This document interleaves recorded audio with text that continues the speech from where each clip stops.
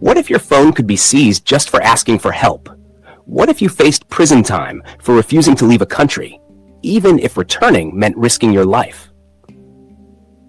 Australia's latest immigration laws have sparked outrage worldwide, marking a shocking escalation in how refugees and asylum seekers are treated. Stay with us, because by the end of this video, you'll understand the full scope of these controversial laws and what they mean for human rights globally.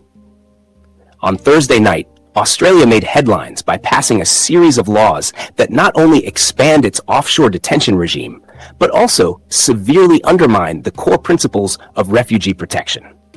These new measures could send ripples through international law, sparking a heated debate on morality, legality, overview of the new laws. Let's start by unpacking the three bills that have sparked international condemnation.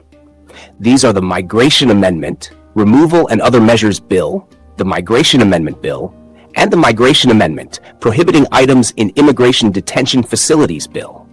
Together, they redefine Australia's approach to immigration, creating a legal framework that critics argue prioritizes enforcement over humanity. The first law gives the government the authority to pay third countries to accept refugees. Shockingly, these third countries don't even need to be signatories to the Refugee Convention.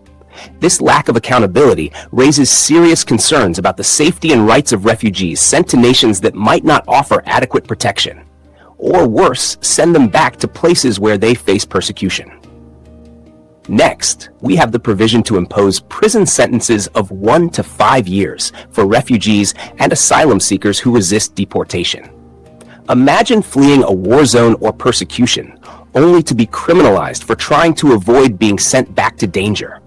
These measures transform administrative violations into criminal offenses, further stripping away the dignity of already vulnerable individuals. Perhaps most concerning is the expanded power given to immigration authorities. Under these laws, officials can strip recognized refugee status and reverse immigration decisions with alarming ease. This unprecedented authority means even those who have already found safety could suddenly be at risk of deportation. And the numbers are staggering. It's estimated that up to 80,000 non-citizens, a mix of asylum seekers and other migrants, could face deportation under these laws. Many of them may be sent to places where their safety and basic rights are far from guaranteed. Critics argue that this undermines the very purpose of the Refugee Convention, setting a dangerous precedent for how refugees are treated globally. These sweeping changes highlight the stark reality of Australia's immigration stance, one that prioritizes control and deterrence over controversial elements of the laws. Now let's dive into the most controversial aspects of these new laws, starting with what critics are calling the criminalization of resistance. Refugees whose claims are rejected, or whose previously granted status is revoked, could now face criminal charges for refusing to cooperate with deportation efforts.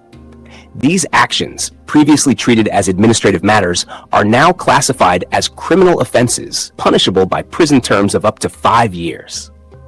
This approach not only undermines the rights of individuals fleeing persecution, but also sets a chilling precedent by treating desperation as a crime.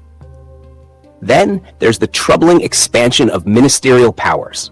Under the new framework, Australia's immigration minister can overturn decisions or strip individuals of their recognized refugee status without any judicial oversight. This extraordinary level of authority creates an environment ripe for potential abuse, allowing life-altering decisions to be made unilaterally and without transparency. Critics argue that this centralization of power erodes trust in the legal process and opens the door to arbitrary actions that could leave thousands vulnerable.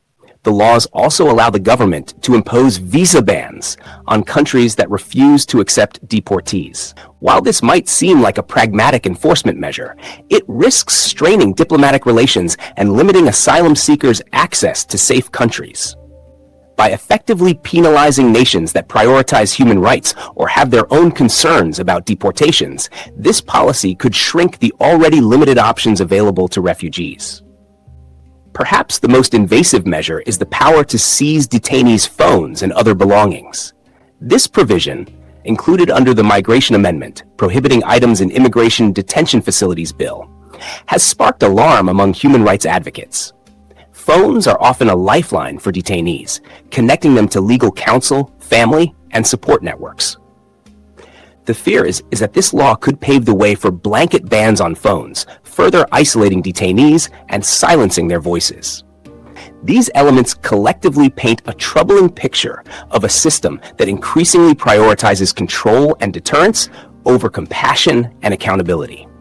By criminalizing resistance, consolidating power, and cutting off critical communication avenues, these laws risk exacerbating the challenges faced by some of the world's most human rights and international obligations. At the heart of the controversy is Australia's blatant disregard for the principle of non-refoulement, a cornerstone of the Refugee Convention. This principle unequivocally prohibits returning individuals to countries where they face a well-founded fear of persecution, torture, or other serious harm. By granting the government authority to deport refugees to third countries that are not signatories to the Refugee Convention and often lack adequate safeguards, Australia is undermining one of the most fundamental tenets of international refugee protection. Human Rights Watch and other advocacy organizations have condemned these laws, accusing Australia of setting a dangerous precedent that weakens global human rights standards.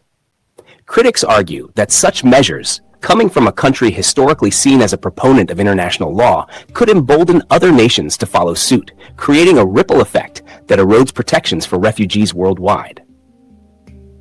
These laws also exacerbate the existing issues in Australia's offshore detention facilities. For years, these facilities have faced widespread condemnation for inhumane conditions, including overcrowding, lack of access to adequate medical care, and psychological abuse. The new powers effectively reinforce this punitive system, with no meaningful reforms to address the mistreatment of detainees. By expanding the scope of offshore detention and removing critical safeguards, Australia risks perpetuating a cycle of harm for individuals who have already endured unimaginable trauma. What's more, these policies shift the global perception of Australia from a nation that upholds democratic values and human rights to one that prioritizes border control at the expense of basic decency. Instead of fulfilling its obligations under international law, Australia appears to be taking calculated steps to circumvent them, leaving vulnerable populations with even fewer options for safety and protection. The international community has a role to play in holding Australia accountable for its actions. If left unchecked, these measures not only endanger countless lives, but also threaten to unravel the fragile framework of global refugee protection that has been painstakingly built over decades. Australia's actions raise a troubling and urgent question. What happens when wealthy nations, those with the resources and capacity to lead by example, choose to shirk their responsibilities under international law?